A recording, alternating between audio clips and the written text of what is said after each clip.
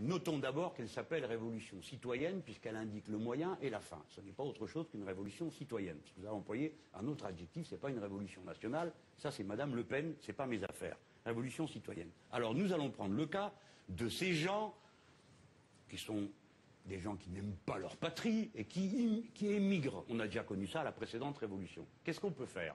Eh bien, je vais vous dire, on va faire comme les États-Unis d'Amérique. Que font les États-Unis d'Amérique?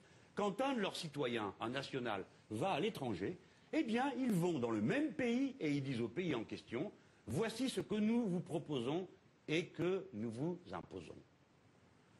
Les citoyens nationaux paieront la différence entre ce qu'ils vous donnent, ce qui est juste, ce qui est normal si les gens font des affaires à l'étranger, et ce qu'ils paieraient s'ils étaient dans notre pays. Ça s'appelle la taxation différentielle.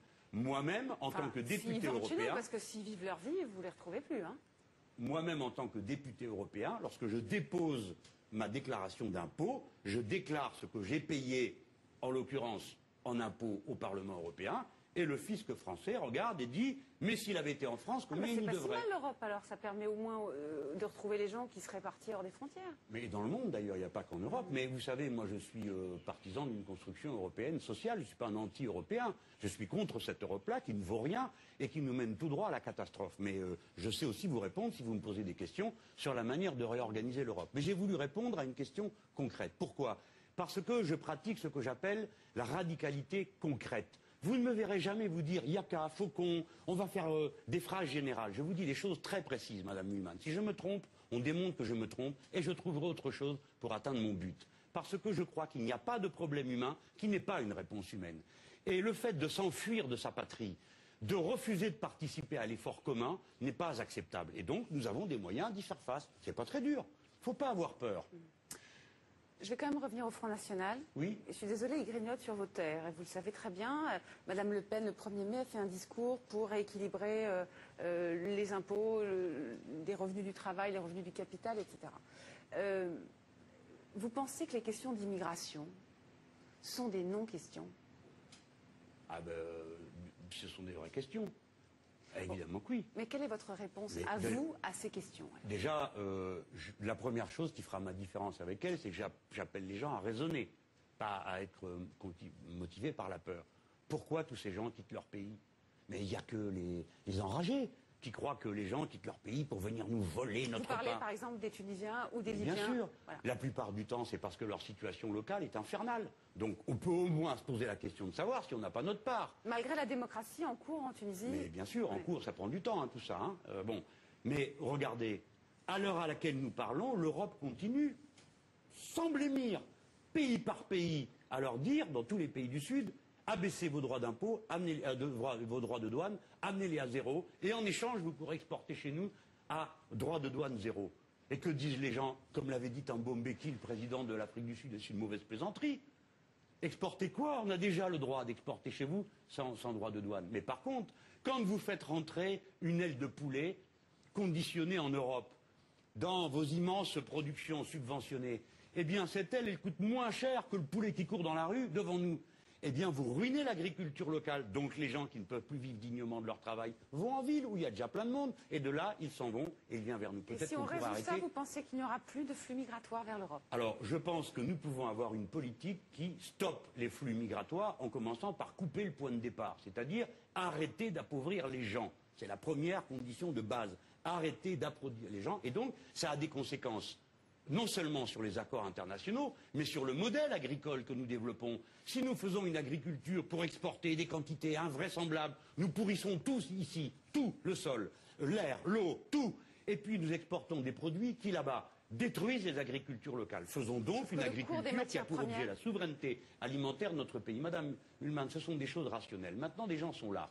Commençons par dire à tous ceux qui nous écoutent que l'essentiel des flux migratoires se font au sud. Et que pour notre honte, au sud, on ne parle pas comme nous parlons ici au nord. Les Tunisiens n'ont pas fermé leurs frontières. Il y a des milliers de Libyens, des milliers de réfugiés qui passent de Libye en Tunisie. Que font les Tunisiens? Eh bien, ils partagent, ils accueillent, ils font en sorte de se porter à la rescousse de la détresse humaine. Et nous, quoi? Pour 20 000 personnes, nous faisons une histoire du tonnerre de Dieu. Nous sommes 27 pays. Et à qui parlons-nous? À des gens éduqués, qui parlent notre langue, qui sont cultivés. On n'est pas capable de se répartir 27 000 personnes. Au moment des boat people, où on a accueilli, on s'est réparti entre pays. Eh bien, ça s'est bien passé, non? On est content. Et au moment de la guerre au Kosovo, l'Allemagne a accueilli pas mal de monde. Vous vous dites que l'Europe doit travailler avec les institutions qu'elle a pour répartir par pays. D'abord, premièrement, arrêter cette politique de fou qui consiste à aller écrabouiller tous les autres pays autour de nous. Mais on fait quelque chose de très pervers. On n'a pas le temps parce que c'est très technique. Mais moi, je me rappelle quand j'allais, que j'étais socialiste, on me disait on va faire l'Europe. Pour pas faire comme les États-Unis d'Amérique, qui sont une puissance impériale violente. Tu parles, maintenant c'est l'Union européenne. Dès qu'il y a un petit groupe quelque part de pays qui se rassemblent, l'Union arrive et dit hop, hop, hop, cessez ce rassemblement, on discute deux par deux. Donc l'Union européenne est mortifère dans le monde, voilà ce qu'elle fait.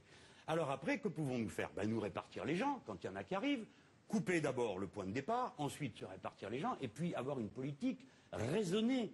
Pas d'agiter des fantasmes. Qu'est-ce que vous voulez faire avec les gens qui sont montés dans les embarcations? Les mettre à la mer? Tout ça n'est pas sérieux.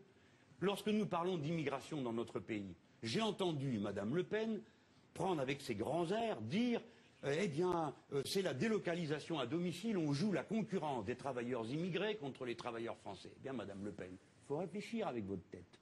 Il faut réfléchir. Comment on peut faire pour que la concurrence arrête? Allez, on réfléchit. Il nous reste 30 secondes. C'est très simple. Les travailleurs qui ont un contrat de travail, qui payent leurs impôts, ceux-là, il faut leur donner des papiers parce qu'à l'instant même où ils en ont, ils exigent d'être alignés sur les travailleurs qui sont là. Et donc, il n'y a plus de compétition. Voilà comment on règle les problèmes, avec des solutions concrètes. Encore faut-il qu'ils aient ce contrat, mais je suis J'ai parlé des travailleurs immigrés qui sont...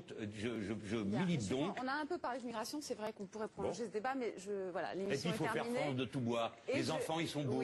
Et on est content qu'ils soient là parce que ça va faire des petits Français formidables. Et on est un grand pays. Voilà. Il ne faut pas être là à la recroqueviller, à rêver d'une France aux yeux bleus et aux cheveux blancs. Cette politique est donc terminée pour aujourd'hui. Merci de votre enthousiasme.